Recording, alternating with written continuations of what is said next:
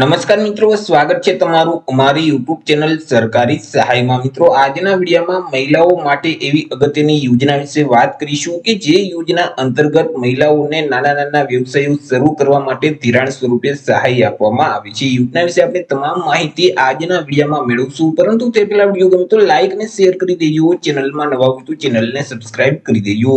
તો ચાલો મિત્રો, વિડીયોની શરૂઆત કરીએ। તો મિત્રો, આજે આપણે જે યોજનાની ચર્ચા કરવાના છીએ તે યોજનાનું નામ છે મહિલા સમૃદ્ધિ યોજના। તો સૌથી પહેલા તો આપણે વાત કરી લઈએ, આજે મહિલા સમૃદ્ધિ યોજના છે તે યોજનાનો મુખ્ય ઉદ્દેશ શું છે।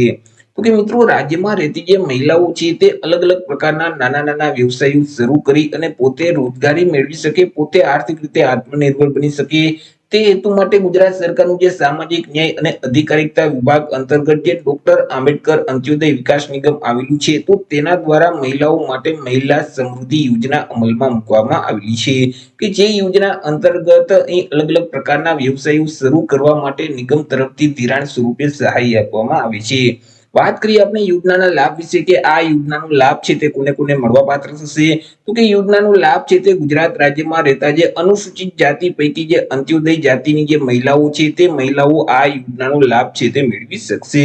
અહીં અરજદારના કુટુંબની વાર્ષિક આવક મર્યાદા નક્કી કરવામાં આવેલી છે। અરજદારના કુટુંબની વાર્ષિક આવક છે તે ₹3 લાખ સુધીની જોવી જોઈએ। જો 3 લાખ કરતા વધારે વાર્ષિક આવક હશે તો તેવા સંજોગોમાં યોજનાનો લાભ છે તે આપવામાં આવતો નથી। એવી જ રીતે અરજદારની ઉંમર પણ નક્કી કરવામાં આવેલી છે। અરજદારની ઉંમર ઓછામાં ઓછી 18 વર્ષ અને વધુમાં વધુ 50 વર્ષ સુધી હોવી જોઈએ। જો 18 વર્ષ કરતા ઓછી ઉંમર હશે અથવા તો 50 વર્ષ કરતા ઉંમર વધી જતી હશે તો પણ આ યોજનાનો લાભ મળવા પાત્ર થતો નથી। તે સિવાય અરજદાર કે તેમના કુટુંબના કોઈ પણ સભ્ય છે તો તેઓએ સરકારની કોઈ પણ યોજના અંતર્ગત અગાઉ ક્યારે ધિરાણ મેળવેલ ન હોવું જોઈએ। અને અરજદાર કે તેમના કુટુંબના કોઈ પણ સભ્ય છે અથવા તો જે અરજદાર અથવા તો તેમના જે સભ્ય છે કુટુંબના, તો તેઓ સરકારી કે અર્ધ સરકારી કચેરીમાં ફરજ બજાવતા હોવા જોઈએ નહીં।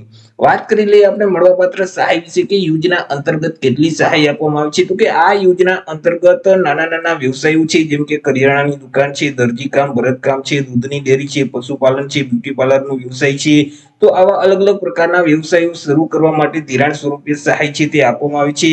યોજના અંતર્ગત વાર્ષિક 4% વ્યાજના દર સાથે ₹50,000ની મર્યાદામાં નિગમ તરફથી ધિરાણ છે તે આપવામાં આવે છે કે જે અહીં અરજદારોએ વ્યાજ સહિત નિગમને તે રકમ છે તે ભરપાઈ કરી દેવાની રહેશે, પરત કરવાની રહેશે।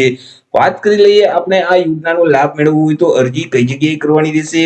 તો કે યોજનાનો લાભ મેળવવા માટે અરજદારોએ નિગમના પોર્ટલ મારફતે ઓનલાઈન અરજી ફોર્મ છે તે ભરવાનું રહેશે। અહીં મિત્રો વેબસાઇટ આપવામાં આવેલી છે daadconline.gujarat.gov.in નામની જે વેબસાઇટ છે તે વેબસાઇટ ઉપર જઈ તમારે ઓનલાઈન અરજી કરી દેવાની રહેશે। વર્ષ 2026-27 માટે ઓનલાઈન અરજી ફોર્મ શરૂ કરી દેવામાં આવેલા છે। આજથી એટલે કે 4/7/2026 થી અરજી ફોર્મ છે તે શરૂ કરવામાં આવેલા છે। 4/7/2026 થી લઈ અને 14/8/2026 સુધી તમે ઓનલાઈન અરજી ફોર્મ છે તે ભરી શકશો। ફોર્મ ભરવા માટે ક્યાં ક્યાં ડોક્યુમેન્ટની જરૂર પડશે તેના વિશે પણ વાત કરીએ તો આધાર કાર્ડ છે, રેશન કાર્ડ છે, ચૂંટણી કાર્ડ છે, આવકનો દાખલો, જાતિનો દાખલો છે, રેટનના પુરાવા તરીકે કોઈ પણ એક ડોક્યુમેન્ટ છે, જો બીપીએલ કેટેગરીમાં આવતા હોય તો બીપીએલ નો દાખલો છે, બેંક પાસબુકના પ્રથમ પાનાની નકલ અથવા તો રદ કરેલ ચેક છે, જો અરજદાર વિધવા હોય તો પતિના મરણનો દાખલો છે અને અગાઉ ક્યારે યોજનાનો લાભ નથી લીધેલ તે અંગેનું બાંહેધરી પત્ર પણ આપવાનું રહેશે। તો ફોર્મ ભરતી વખતે તમારે આટલા ડોક્યુમેન્ટની જરૂર પડશે।